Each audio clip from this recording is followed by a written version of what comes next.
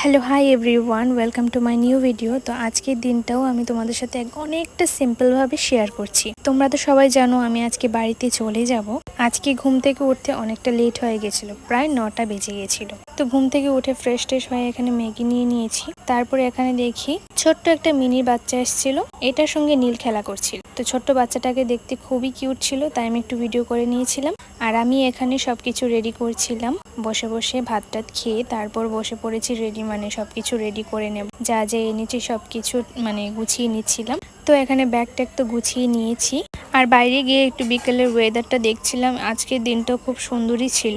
আর এটা হচ্ছে মাসির ফুলের বাগানটা, খুব সুন্দর দেখতে। তারপর হয়ে গেলাম রেডি বাড়ি যাওয়ার জন্য।